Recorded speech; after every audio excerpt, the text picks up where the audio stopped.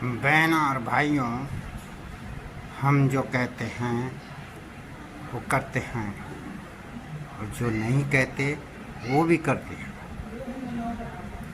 ये हमारे प्रधानमंत्री जी की आवाज़, उनकी रणनीति, उनका साहस, उनका फैसला देश के हित में बहुत अच्छे हैं और देश को उन्नति पर लेकर जा रहे हैं।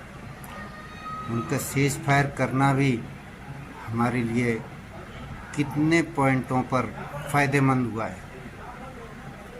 पाकिस्तान को एक्सपोज करके रख दिया हमारे प्रधानमंत्री जी ने। तो सुनिए, भाई साहब हमारे बता रहे हैं, गिन गिन कर एक एक पॉइंट का फ़ायदा बता रहे हैं, कितने पॉइंटों पर फ़ायदा मिला हमें। उसके बाद हम आपसे मिलते हैं, फिर बात करते हैं। आइए चलिए सुनते हैं सीज फायर के फायदे। यही होना चाहिए दोस्तों, ताकि इससे हमारे भारतीय सेना हमारे सत्ता में बैठे हुए जो शीर्ष नेता उन तक बात पहुंचे। तो जरूर कीजिएगा। और हाँ, याद दिलाता हूँ कि एचपी मेलोडी पर जो गीत है वंदे मातरम, आज इसकी जो महत्ता है, आज इसका रेलेवेंस और अधिक बढ़ गया है। तो जरूर देखिएगा इस गीत को। मैंने खुद लिखा और खुद गाया दोस्तों। बताइएगा। आइए मैं आपको दिखाता हूँ, काउंटिंग करके बताऊंगा। फायदा नंबर 1 इस युद्ध से प्रधानमंत्री मोदी की सरकार ने पाकिस्तान के आतंकियों को और आतंकी ठिकानों को पूरी तरह से नेस्त नाबूद कर दिया।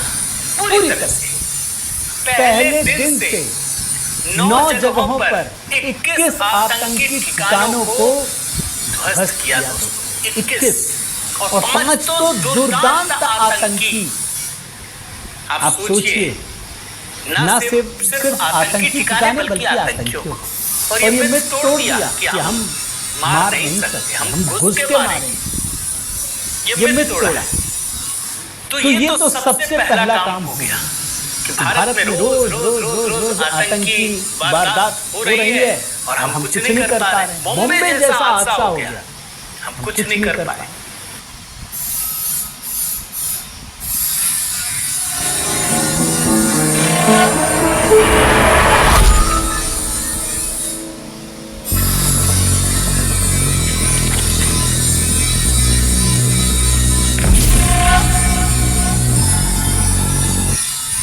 ये प्रधानमंत्री मोदी ने कर दिया। कोई हिसाब किताब नहीं देना है, कोई सबूत नहीं दिखाना, बस मारेंगे घुस करके। तो ये पहला। और ये सुन लीजिए दोस्तों, भारत के इतिहास में ये पहली बार हुआ है किसी देश, किसी सॉवरेन कंट्री के भीतर घुसकर मिसाइल दाग करके आतंकियों को मार डाला। ये आजाद भारत में पहली बार हुआ है। कोई नहीं कर पाया, इंदिरा गांधी भी नहीं कर पाएंगे, ध्यान रखिएगा। दूसरा फायदा, पिछला सारा हिसाब चुकता कर दिया है। जितने कांग्रेसी पाप थे ना, वो भी सब कुछ एक साथ हिसाब किताब हो गया। अब बोलिए कैसे? मैं बता देता हूं, इस रिपोर्ट को ही देख लीजिए। संसद हमला, उसका गुनहगार मारा गया। अक्षरधाम मंदिर हमला, उसका गुनहगार मारा गया। मुंबई हमला, ये तो कांग्रेस का बड़ा पाप है ना भैया, उसका भी चुकता हो गया ऐसा। हालांकि उरी पुलवामा के बाद तो भारत सरकार ने, मोदी सरकार ने खुद ही बदला लिया था, सर्जिकल स्ट्राइक, एयर स्ट्राइक, लेकिन उसके भी कुछ गुनहगार मारे गए और पहलगाम हमला का तो बदला लिया ही लिया। तो ये दूसरा इमीडिएट फायदा कि हम घुसकर मारेंगे और हम खुद बदला लेंगे। नहीं पूछेंगे कोई यूएन ये वो कुछ नहीं, हम लेंगे बदला। ये मोदी सरकार है जो खुद बदला लेगी। तो इसी में कई सारे फायदे हो गए। अगर सबको जोड़ लीजिए, संसद हमला से लेकर पहलगाम हमला, लेकिन इसको दो ही गिन लो। फायदा नंबर 2, फायदा नंबर 3, भाई इजराइल ने बड़ी मदद की है निश्चित रूप से। तो इजराइल को एक रिटर्न गिफ्ट भी दे दिया। जो इजरायली पत्रकार है, जो अमेरिका में अमेरिकी नागरिकता है उसकी, डैनियल पर्ल, उसकी हत्या का बदला चुका लिया उस आतंकी को मार करके। आतंकी अजहर की मौत से इसका सीधा कनेक्शन है और पूरे इजराइल में खुशी की लहर है। तो एक रिटर्न गिफ्ट भी दे दिया इजराइल को। फायदा नंबर 4, बड़े गौर से सुनिए। प्रधानमंत्री मोदी की सरकार ने सीज फायर के बदले एक बहुत बड़ी घोषणा की है, बहुत बड़ी। और ये घोषणा क्या है, ये ऐलान क्या है कि अब किसी भी प्रकार का आतंकी हमला भारत के खिलाफ युद्ध की कार्रवाई माना जाएगा, एक्ट ऑफ वॉर। अगर हमारे देश की सीमाओं के भीतर कोई भी घटना होगी, हम उसको युद्ध की तरह लेंगे और हम वही करेंगे जो इस बार किया, हम घुस के मारेंगे। और उसमें 6 तरह की चीजें बताई गई हैं दोस्तों, और इस पर मैं अलग से वीडियो कल रात को बना चुका हूं, तो आप कल रात वाला वीडियो जरूर देखिएगा। उसमें मैंने शर्तें, मोदी की शर्तें बताई हैं, तो ये आप देख लीजिएगा कि अब आतंकवाद को एक युद्ध के रूप में भारत सरकार लेगी। और युद्ध का मतलब हम पूछते नहीं है, सबूत नहीं दिखाते, घर में घुस के मारेंगे। ये तो सेट हो गया पैटर्न। कांग्रेसी अगर कभी सोच भी रहे हैं कि 30-40 साल बाद सत्ता में आ जाएंगे, राहुल गांधी सोच रहे होंगे 20-25 साल बाद कभी तो सत्ता में आएंगे, तो उनके लिए बड़ी चुनौतियां हैं। युद्ध करना पड़ेगा और युद्ध तो जिगर से लड़ा जाता है, मोदी जी जैसा होना चाहिए। तो ये फायदा नंबर 4 है। फायदा नंबर 5, पाकिस्तान भारत के जाल में उलझ गया है दोस्तों। आप जानते हैं ये जो सिंधु जल समझौता है, मैंने जो कहा था ना कि जो काम इंदिरा गांधी नहीं कर पाई वो प्रधानमंत्री मोदी ने कर दिया। इंदिरा गांधी भले युद्ध लड़ ली, जीत गई, उसको तो दाद देनी चाहिए, उसमें कोई दो मत नहीं है, वो भी हिम्मत का काम है। लेकिन इंदिरा गांधी की भी हिम्मत नहीं हुई दोस्तों कि सिंधु नदी के जल समझौते को स्थगित कर दिया जाए, जो कि भारत के कारण के लिए विभेदकारी है, भारत के साथ भेदभाव है उसमें। इंदिरा गांधी रोक नहीं पाई। मैं तो उसकी बात ही नहीं कह रहा कि जीतने के बाद भी युद्ध में क्या किया, 5 अपने लोग तो छुड़ा नहीं पाए, उसके 90,000 से अधिक सैनिकों को छोड़ दिया और अपने सैनिकों को छुड़ा नहीं पाए। पाकिस्तान का एक हिस्सा भी अपने पास नहीं रख सकते, करतारपुर गुरुद्वारा को नहीं रख सकते। लेकिन उससे भी हटकर ये जो सिंधु इंडस वाटर ट्रीटी है उसको रोक नहीं पाई। अपने भाई हमारे साथ जो भेदभाव हो रहा है उस पर बदलाव नहीं कर पाई। प्रधानमंत्री मोदी की सरकार ने तय कर दिया है कि ठीक है हम सीज फायर कर रहे हैं, लेकिन पाकिस्तान पर पानी, कारोबार और आर्थिक प्रतिबंध जारी रहेंगे। और इस मामले में आपको बता दूं, वर्ल्ड बैंक से भी पाकिस्तान को झटका लगा। ये कल ही की खबर है दोस्तों। जो वर्ल्ड बैंक का अध्यक्ष है, चीफ अजय बांगा, यही नाम है ना, हाँ बांगा, अजय बांगा, उन्होंने कहा कि भाई इसमें हमारी कोई भूमिका नहीं है, हम तो सिर्फ एक फैसिलिटेटर हैं, हम कोई हस्तक्षेप नहीं करेंगे, ये उन्होंने साफ कह दिया है। यानी प्रधानमंत्री मोदी के जो रणनीति है उसमें पाकिस्तान बुरी तरह से उलझ गया है। ये बहुत बड़ा फायदा है, ये दिख नहीं रहा होगा लोगों को, लेकिन ये लॉन्ग टर्म में सबसे बड़ा फायदा है। तो ये फायदा नंबर 5। अब आते हैं फायदा नंबर 6 में। ये जो परमाणु ताकत है ना, जो धमकी देता है पाकिस्तान, हमारे पास परमाणु बम है, उसकी औकात दिखा दी है। अब ये पूरी दुनिया के लिए क्लियर मैसेज है कि ये जो परमाणु बम बोलता रहता है, कोई औकात नहीं है इसकी, कुछ नहीं कर सकता, हम फिर भी घुस के मारे। मोदी जी ने उसके बाद भी पाकिस्तान को पूरी तरह से तबाह किया दोस्तों। आप सोचिए, वो बोलता ही रह गया परमाणु बम है, पूरी धमकी बेअसर कर दी। बल्कि प्रधानमंत्री मोदी ने असली संदेश क्या दिया कि हम कुछ भी कर सकते हैं, किसी भी सीमा तक जा सकते हैं और कहीं पर भी घुस के मार सकते हैं। ये भूल जाओ कि ये मेरा देश है, कोई देश नहीं। अगर तुम कुछ करोगे तो हम घुस के मारेंगे और इसका असर पड़ेगा दोस्तों, मैं बता रहा हूं। जब तक मोदी जी रहेंगे ये पाकिस्तानी तो डरेंगे, भाई कुछ मत करना। वो पता है क्या सोचता है वो मुनीर और उसका शहबाज शरीफ, क्या हमारे तो 20 बच्चे हैं, हम तो इतने पैसे इकट्ठा किए, इसका भोगना भी है सबके साथ। मोदी जी को तो कुछ भोगना भी नहीं है, न पैसे जमा करते हैं, न घर परिवार के लिए कुछ स्वार्थ करते हैं, तो ये तो कुछ भी कर सकता है।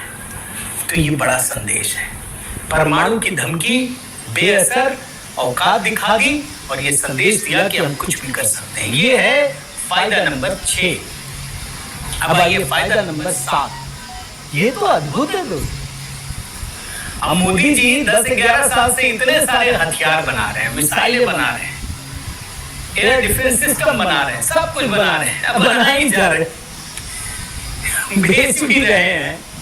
लेकिन असल, अब ये थोड़ा नेगेटिव हो सकता है, लेकिन फिर भी मैं बता रहा हूं कि आखिर वो वास्तव में यूजफुल है या नहीं। भाई चीन तो बेच लेता है, लेकिन कोई टेस्टिंग तो हुई नहीं रियल वर्ल्ड में, भारत की भी नहीं हुई।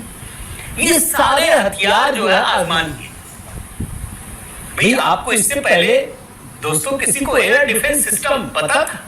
S-400 सुदर्शन चक्र पता था? और आकाश तीर, आप सोचिए दुनिया का सबसे अनोखा एयर डिफेंस की व्यवस्था है, सिस्टम है ये पूरा इंटीग्रेट करने की व्यवस्था है। किसी को नहीं पता था, ये पता चला। और 100% एक्यूरेसी दोस्तों। भाई रूस जब अपना एयर डिफेंस सिस्टम स्टैब्लिश किया तो 90% है उसका सक्सेस रेट मिसाइलों को मार गिराने का। इजराइल कहा हमारा 98% है, भारत ने तो 100% दिखा दिया।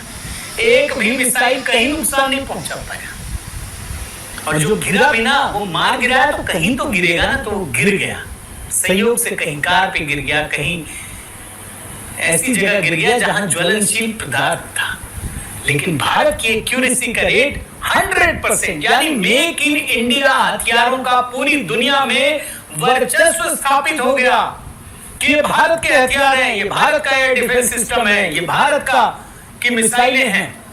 ब्रह्मोस का तो हुआ भी नहीं, ये है असली। फायदा नंबर 8, पाकिस्तान की सेना की हेकड़ी खत्म हो गई। हेकड़ी क्या क्या मार गिराया दोस्तों, आप सोचिए। F-16, J-17, J-10, साब 2000, अवॉक्स सिस्टम, आप सोचिए उसको बर्बाद कर दिया। 9 आतंकी कैंप ध्वस्त कर दिए, 10 पाकिस्तान एयरफोर्स के बेस, एयर बेस अधिकतर खत्म कर दिए, एयर डिफेंस सिस्टम खत्म कर दिया। भारत का तो कुछ नहीं बिगाड़ पाया, तो पाकिस्तान जो इतना हवा बनाए हुए था वो भी खत्म कर दिया। तुम्हारी सेना का गुरूर तोड़ दिया मोदी जी ने।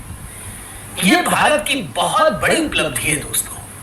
भाई 48, 65, 71, 3 युद्ध के बाद यहां तो गुरूर, जैसे बोलते हैं ना, चकना चूर कर देना, खत्म कर देना, रगड़ देना, मिट्टी में मिला देना, पाकिस्तानी सेना का गुरूर खत्म कर दिया। यह है फायदा नंबर 8। फायदा नंबर 9, सिर्फ पाकिस्तानी सेना का गुरूर नहीं तोड़ा दोस्तों। देखिए पाकिस्तान के भीतर अगर जाएंगे ना तो वहां की आवाम कुछ और सोच रही है, सेना कुछ और सोच रही है। तो ये जो खाई है वो असलियत में पता चली। पाकिस्तान के लोगों का अपनी सेना से विश्वास पूरी तरह से खत्म हो गया। आप देखिए वीडियो, मैं तो रात भर देखा हूं दोस्तों।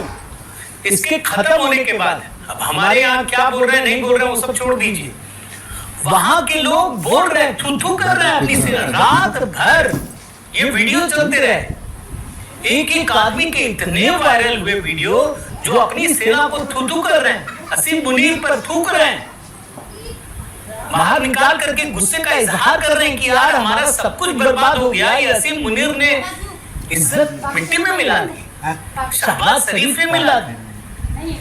एकदम ये स्थिति पैदा हो गई है दोस्तों। फायदा नंबर 10, पाकिस्तान और कमजोर हो गया दोस्तों, और कमजोर हो गया। जो वहां आंतरिक अशांति है ना वो बढ़ गई। अब देखिए कैसे बढ़ी है, मैं आपको बताता हूं। भाई बलूच विद्रोहियों को मौका मिल गया। उसने करीब करीब 1/3 से अधिक एरिया पर अपना झंडा लगा दिया, पाकिस्तान के झंडे उतार दिया, आजादी का ऐलान कर दिया, सेना को दौड़ा दौड़ा कर मारा सब तरफ। मतलब आज पाकिस्तान बहुत कमजोर है। सिंध में बगावत, और तो और देखिए ये खबर देखिए, टीटीपी बीएलए तहरीके तालिबान पाकिस्तान, ये कल ही की खबर है, पाकिस्तान के 22 सैनिकों को मार डाला। तो अंदर में जो 4 भाग में ये लोग लड़ रहे हैं उसको और मजबूती मिल गई। सोचिए 2-4 आतंकवादी भेज के क्या किया, भारत ने क्या कर दिया। पाकिस्तान खंड खंड है। जो लोग सोच रहे हैं ना कि अलग नहीं कर दिया, अरे भाई मोदी जी ने क्या ठेका ले रखा है उसको अलग करने का।